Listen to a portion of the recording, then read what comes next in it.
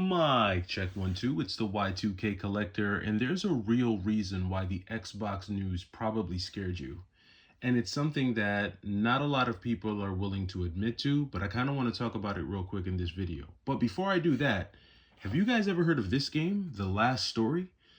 This one actually just came in today, and I'm not gonna lie, this looks very interesting. I saw this game, I decided to snag it up.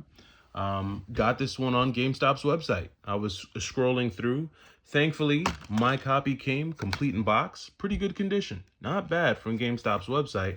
But I was intrigued by this because although it's an RPG, it appears to be an action RPG where you can actually interact with the surrounding environment.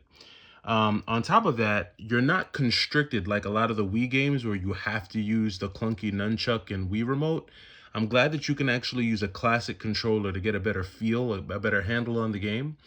So that's also a very cool thing there. So I'm actually pretty excited to dive into this one. I'm a big fan of Xseed.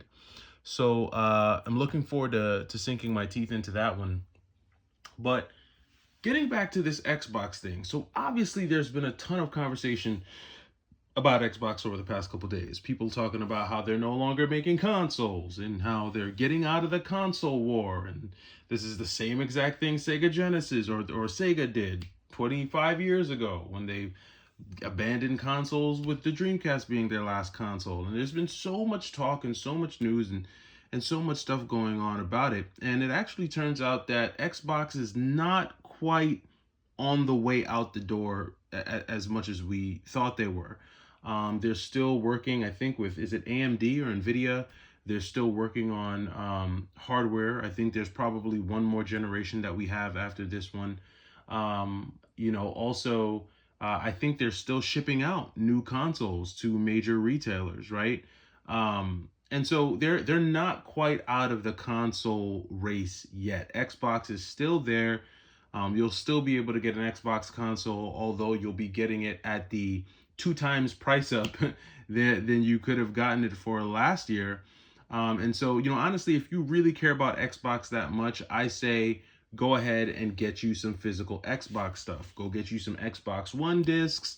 Go get you some Xbox One stuff. Easy Gamers in one of my live streams, he kind of pointed out that Xbox, physical Xbox One games are going to be really pricey and rare in the future. And I was like, I wasn't sure, but if indeed Xbox is the first to abandon physical, like if they're the first companies to abandon physical, well, then I could see his point and I could see why, collecting physical Xbox One games would make sense. But this leads me to my main point as to why I think a lot of people are scared, not just with Xbox, but whenever you hear about a company abandoning physical or it seeming like it's their last, there's this big YouTube frenzy and people get really scared and people get really shocked. And I think the reason why people kind of get into this frenzy is because deep down inside, we know the days of physical are numbered. We know that pretty soon these things will be relics of the past because there will be a day when Xbox officially does say, we're done with physical. This is our last console. We're no longer making consoles and everything is moving to a cloud-based format.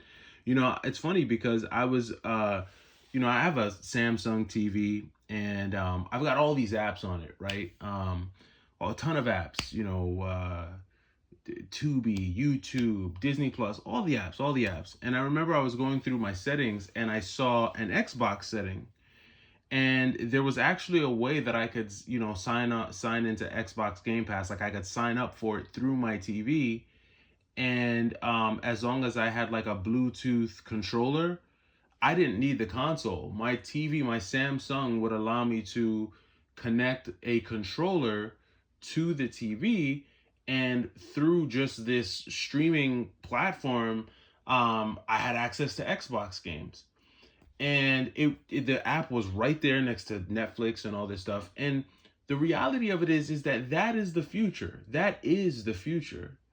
But see, what happens a lot of times, it's like the grasshopper and the ant, right?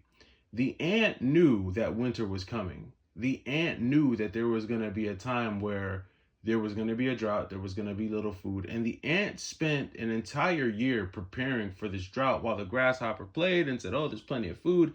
I don't need to prepare for winter. I'm out here chilling," right? And then when winter came, the ant was ready to go. He had all the food he needed, and yet the grasshopper outside knocking in the winter saying, "I've got no food. I've got no food. I didn't prepare." And he needed help from the ant to survive the winter. And I think there is going to be a technological slash media winter that will be coming one day. And I think deep down inside, a lot of people who enjoy media, they know this is coming, and they'll argue you to the death that there's no point in physical. But when the day comes where it's digital or nothing, it's streaming or nothing, and you don't own anything, um, those same people will then turn and try to run and pick up physical games. And by that point, either physical games will be nowhere to be found, or they'll be really, really expensive. Like, if you think physical games are expensive now, my God, can you imagine a day where physical is actually the best option? Where digital streaming is even more expensive than it is today? Because these things aren't getting cheaper. Like, I don't know if you guys know how capitalism works, but it doesn't work by people lowering prices. No, it works by companies raising prices, right? So what happens when Xbox says now it's 39.99, now it's 49.99, now it's 59.99, now it's 99.99, right? Like, what happens then? Then people are going to be, that's when the winter is upon us. And it's going to become a whole new ice age once Xbox decides they're not once Sony decides that they're going to leave physical, right?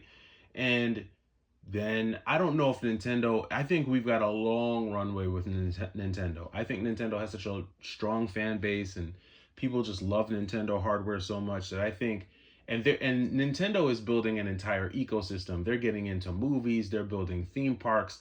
The Nintendo ecosystem is so strong. I don't think I don't know if that will ever. I don't know if them abandoning physical will happen in my lifetime, but I do see it being a very feasible thing for Xbox, and I wouldn't be surprised if Sony wasn't that far behind.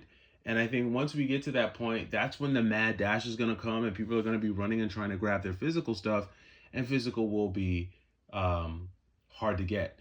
This is not a video telling you run and go buy physical games. I'm not saying to do that. If you believe in digital, do that. If you believe in emulation, do that. Do you, man. It's a free world. It's a free country. Do whatever the hell you want to do. But what I want to do is I like having a little bit of both. I'm not saying I don't emulate. I've got emulation devices in here. I've got an Analog Pocket, which is an emulation device, right? I've got some repro carts in here. I've got not everything that's in my collection is original hardware, right? And I do subscribe to the Switch Online service. I've got plenty of digital games on my Switch. In fact, one of my favorite Switch games, Katana Zero, beat that game a long time ago. I've downloaded that game. Now, granted, you can only get that game digitally. I'm praying for them to release it physically so I can actually buy it. Come on, Nintendo, whoever the developer of that game is, I can't remember right now, make a physical copy, make a physical version of Katana Zero. But all that being said, listen, I like to have a little bit of both, but I do believe in physical. I like to collect physical stuff, and I just like knowing that if one day one of these companies, their whole server blows, I still can go and play Otogi or Spike Out, and have fun. So I do think all this Xbox stuff is a little bit overblown. We're not, it's not the dark ages yet. But if the thought of losing your streaming service, or if the thought of physical going away scares you that much, maybe you might want to pick up at least one or two of your favorite physical games now. Doesn't mean you need to go buy the entire Xbox library. But if your favorite game is like Fable and Fable 2, those are like $5 games each. Go pick them up. They cost less than a Starbucks drink, right? There's cheap games. A lot of your favorite Xbox games are really cheap today. So just some food for thought. Let me know what you guys think down in the comments. It's the Y2K Collector. Hopefully you guys are having a rocking week. I'll catch you in the next one. Take it easy.